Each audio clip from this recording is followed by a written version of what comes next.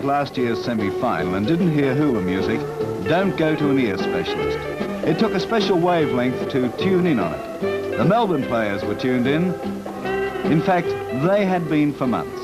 The hula tune was the theme song for a 7,000-mile kick that was to land them in Hawaii and a once-in-a-lifetime end-of-the-season trip. After beating St Kilda here, the Demons went down to Hawthorn 2 weeks later. But on October 7, they got compensation for missing out on the flag. Mascot Airport, Sydney. Jumping off point for the longest and most ambitious trip ever undertaken by the Melbourne club. The Demons would be away 3 weeks on a journey costing £17,000, with their main destination Hawaii and a brief visit to the west coast of America thrown in. There are no last-minute changes in this lineup. The whole team of 24 players and 27 officials is raring to go. No, Melbourne didn't buy the jet clipper. Pan Am renamed it in the Demons' honour.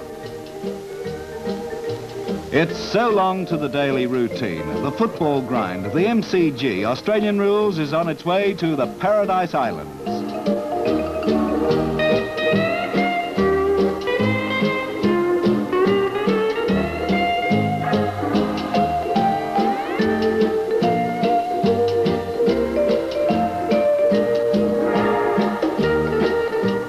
And now Hawaii.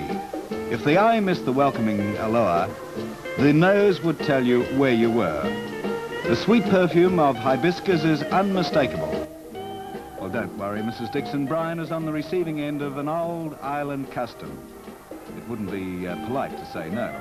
And that goes for Neil Crompton and Bernie Massey too. And Ron Barassi and Norm Smith, of course, are talking football. Demon President Dr. Duffy is welcomed by General George Rouse, the club's host.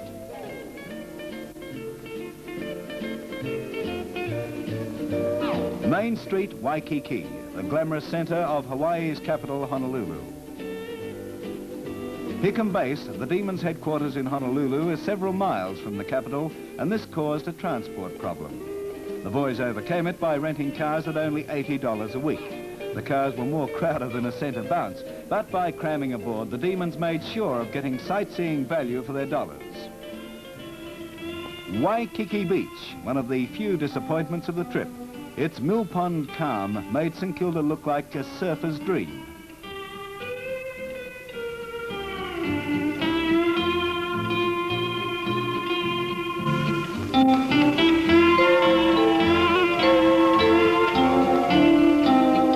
But Waikiki had its compensations. If the surf was missing, girls were there aplenty. And really, who cares about the water when the sand is so attractive? Not Recollet, that's for sure. Admiring the view, chaps? The famous Outrigger Club, which made the whole party honorary members for their stay in Hawaii. They meet Duke Kahanamoku, the Hawaiian Olympic swimmer and the man who introduced surfboard riding to Australia. The Demons took the opportunity to try their skill in a giant outrigger, the same type of craft which brought the original Polynesian settlers to Hawaii hundreds of years earlier.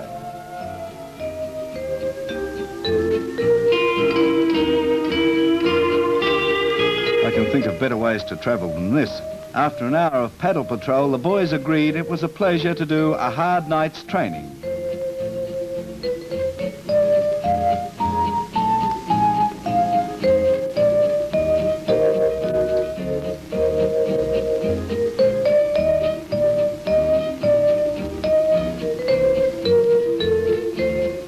The swimming pool at Hickam Air Force Base, where the Demons' day started, and believe it or not, most days started at 6 o'clock in the morning on Coach Norm Smith's orders.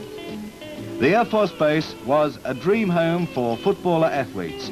As well as the pool, it carried a gymnasium, squash courts, tennis courts, a basketball stadium, and well-appointed gridiron football field. Fullback Bernie Massey shows his form in the water. And rover Herbie Matthews proves he's a better footballer than a diver with this effort off the springboard. While it might seem that the Demons led a relaxed tourist life, there was a daily training schedule to follow.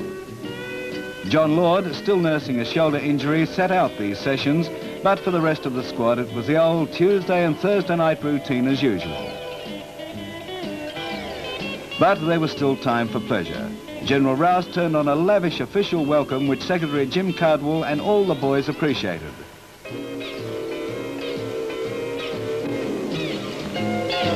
In this interview with me, General Rouse expresses his pleasure at having Melbourne as his guests. Sir, may I thank you on behalf of everybody associated with the Melbourne Football Club's visit to Honolulu for your wonderful hospitality. Well, we're most happy to have them here. We've looked forward to this now for almost a year when Mr. Cardwell first came to see us, and we're real happy that they're here. Hawaii contains a wealth of scenic and other interests on both land and water. Today, the Demons tour the huge Pearl Harbor naval installation, whose shock bombing by the Japanese brought America into the Second World War in 1941. Much of the wreckage of sunken craft has been left as mute testimony to the savagery of that attack.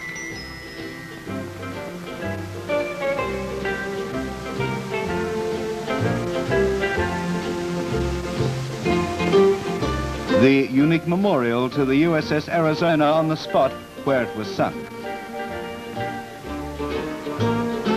Full forward, Barry Burke captures the scene on film. The trip into the interior of the island is even more exciting.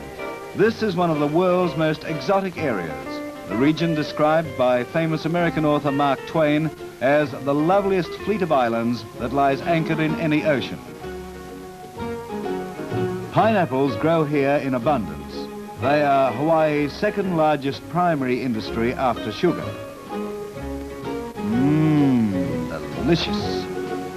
A Mormon church, one of Hawaii's finest buildings in a magnificent garden setting.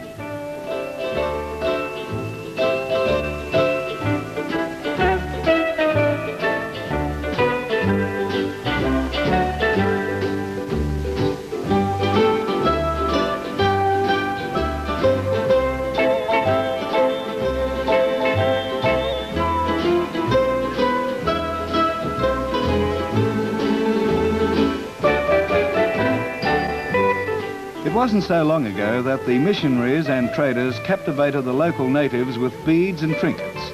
Now the locals are doing nicely by selling them back. Honolulu Stadium, scene of America's first Aussie rules game, sporting its first set of Australian-type goalposts. And although he doesn't know it, this man's immortal.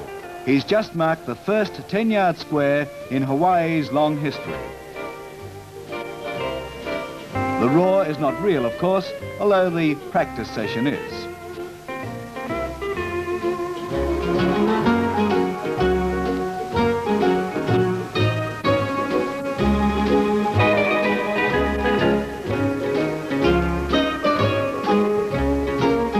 Well, say, what's this? Ray Dawson shows the American onlookers how to drop kick Australian style. And here's a Speary, a Ron Barassi torpedo punt that seems to be radar controlled as it homes in on the goals.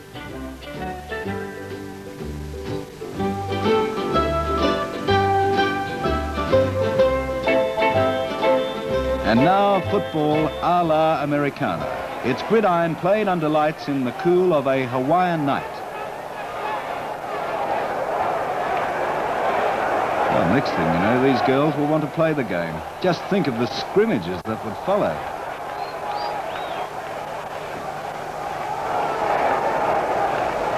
Time for Melbourne to strut their stuff during the interval of the gridiron match. One of Hawaii's 3 TV channels focuses on the Australian rules invasion. Barassi is real Hollywood material. He certainly loves the lights.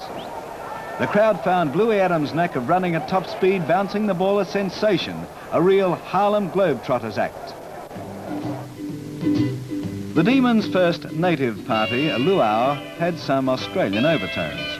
The refreshments in shiny cans came straight out of Melbourne. The Demons did more than export football on this trip, but the background music was strictly Hawaiian. Well, now here's a girl who should try swimming the Pacific. it couldn't be harder than teaching awkward footballers to hula.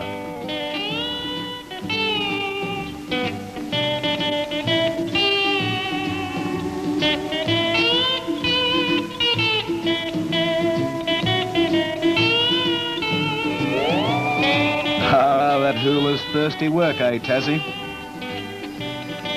The traditional native food is poi, a mixture of crushed roots and herbs served in a fruit shell. Bernie Massey and Len Mann test the dish. Half-forward flanker Barry Vag. Barry, did you enjoy the food? Oh, most of it, Mike. Very nice. I didn't like their salmon very much, or their poi, I think it's called, isn't it? That's right. I'm not too keen on that either. But the waitresses look very nice, and the music is very nice. Food's wonderful. Terrific food. And what do you think of the loamy salmon you're eating? Is that what it is? I didn't know. I don't know. It's not as good as the meat, but you can get used to it, I think. Did you like the poi? Oh, I loved it. I loved it. And the smoked pig was beautiful. Great. And the chicken? Lovely.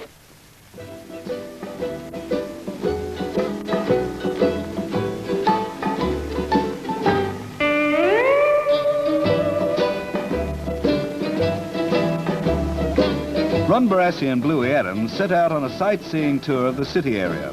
Honolulu has 300,000 people, half the population of the 7 major inhabited islands which constitute America's 50th state.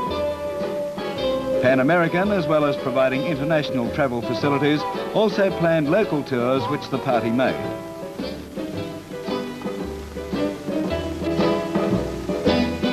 The International Marketplace is one of the city's chief attractions.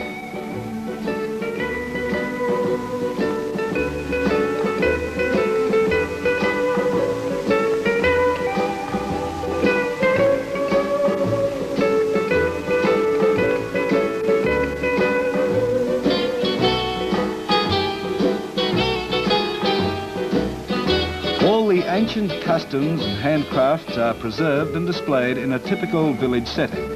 Only the prices have been brought up to date.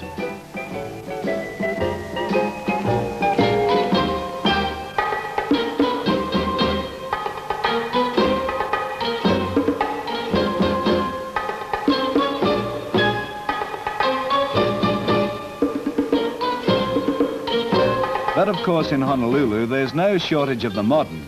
This is the city's International Air Terminal, a huge building that caters for the transit requirements of most of the 400,000 visitors who come to Hawaii every year.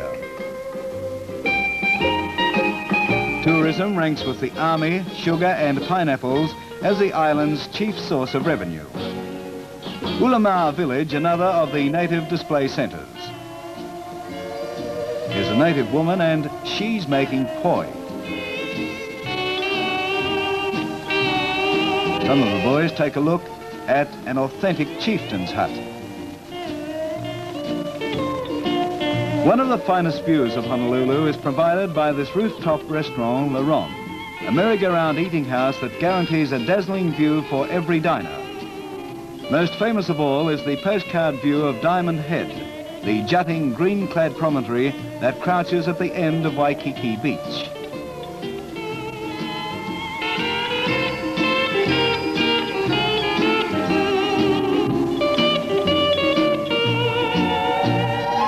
Now for some shopping.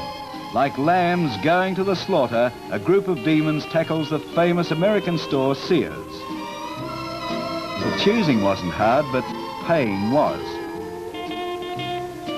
That's where the dollars went. The boys proved demons for a bargain.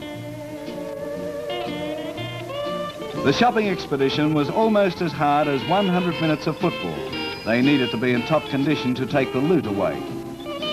Hassaman and Brian Dixon take time out from training to do a little Aussie rules promoting with a couple of local schoolboy gridiron players.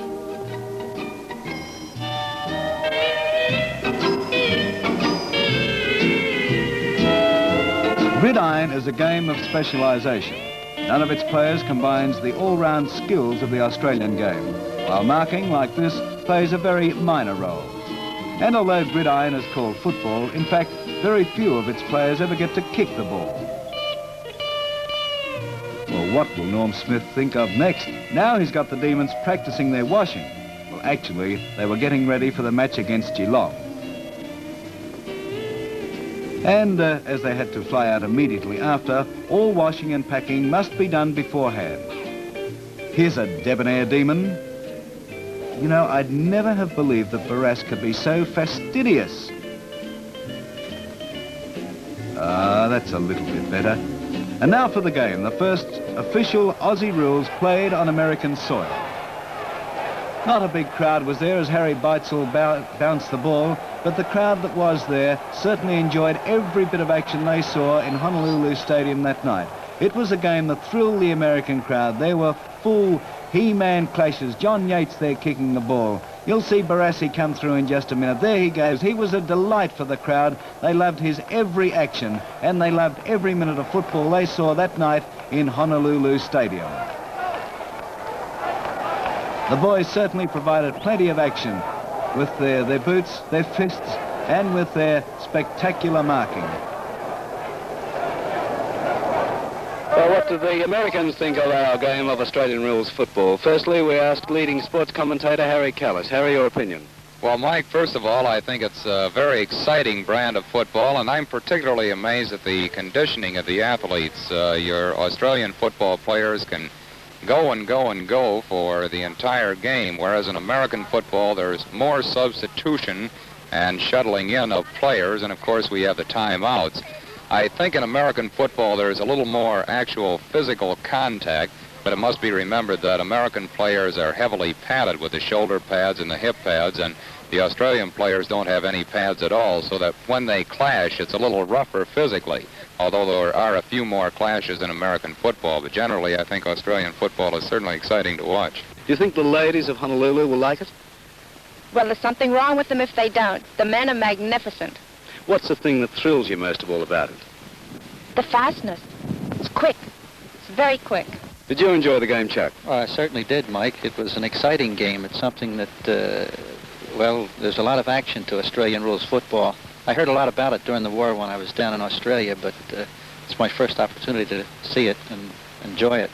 Well, here is Mrs. Buddy Suarez, wife of one of America's famous football coaches. Did you enjoy it? Very, very much, yes. Did you? It was very exciting. Could you understand it?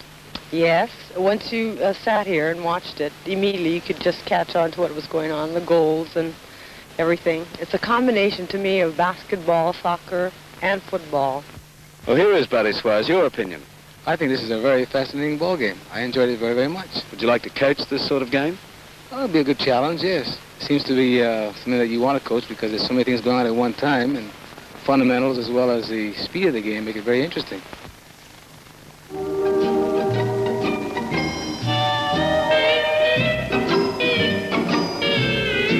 And now it's aloha to fascinating Hawaii as the Demons chase the sunrise into golden California for the brief visit to the American mainland.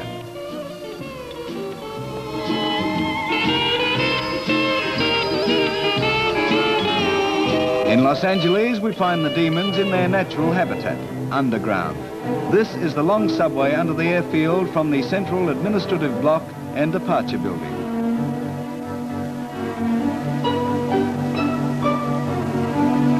A visit to famous Hollywood Bowl where pedestrians get pampered treatment.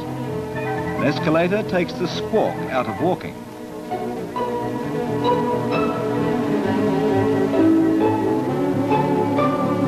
Many famous stars have appeared on this stage.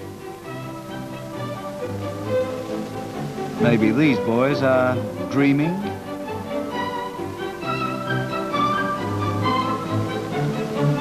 Time for a look at Farmers Market, where only the pick of the crops are displayed and sold.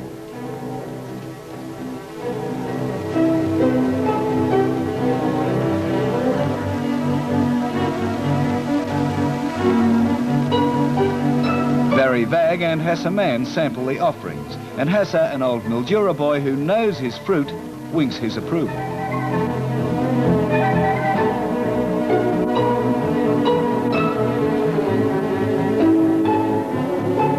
And then to Marineland, where some former denizens of the deep give a new meaning to water sports.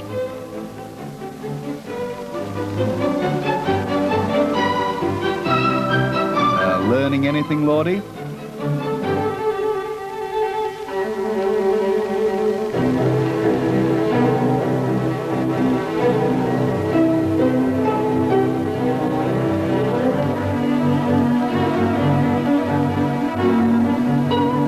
And her bathing hat never got wet. Now watch this boy for aerial work. This boy could get the starring role in And the Big Fish Fly.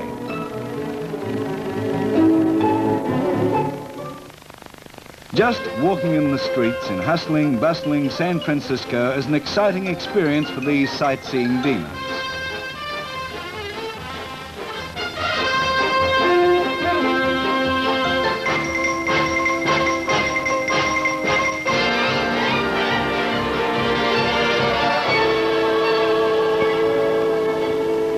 Well, would you believe it? So that's where the Burke Street cable trams went. Cable cars San Francisco are one of the city's major tourist attractions. This is one of the few places outside Melbourne that still runs a tram service. And the conductor, well, you'll see him, he doubles as fare collector and guide.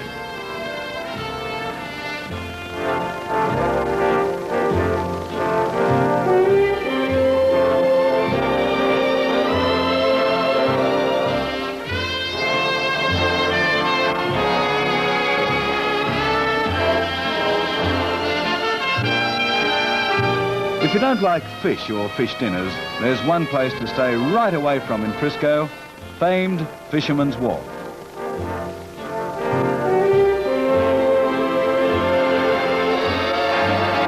A party of American school children get acquainted with some Australian footballers. They're here on the same mission, to feast the eyes on the delights of Fisherman's Wharf, and maybe to do a little feasting of another sort too. And now for a water tour of the spectacular Frisco Bay area.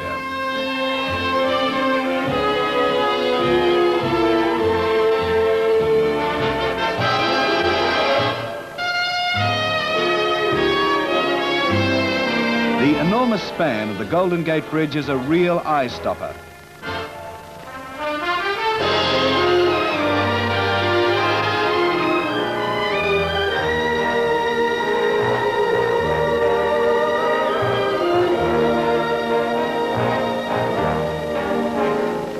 An atomic submarine on maneuvers provides an added attraction.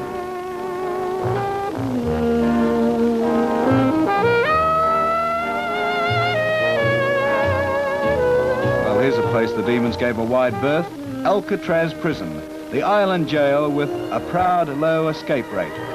No worries about escapes at this time. Alcatraz was unoccupied while major repairs were being carried out on the building.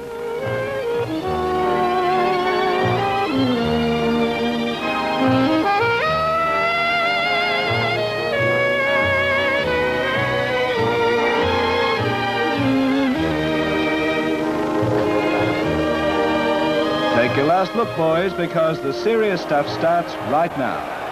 Here we are at Great Wreck Park in San Francisco, the scene of the memorable battle between the Demons and the Cats. This was the match which caused so much controversy and led to so much publicity back here in Australia. But as you can see, it was attended by quite a large crowd, between 8,000 and 10,000 Americans, who cheered themselves hoarse, watching the great stars of Geelong and Melbourne doing combat. Sure, it was a tough match. It was a full-blooded game, but it was a game that was certainly well appreciated by the Americans there. As one trooper said to me on this occasion, "Boy, those guys are sure tough."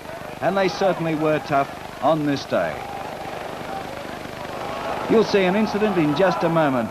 There was one of many that happened on this day. But believe me, all the boys finished up great friends at the end of the match, and still are great personal friends. It was a match which delighted the Americans. It had to be full-blooded to do that. Now they realise just how tough and how rough Australian rules football can be.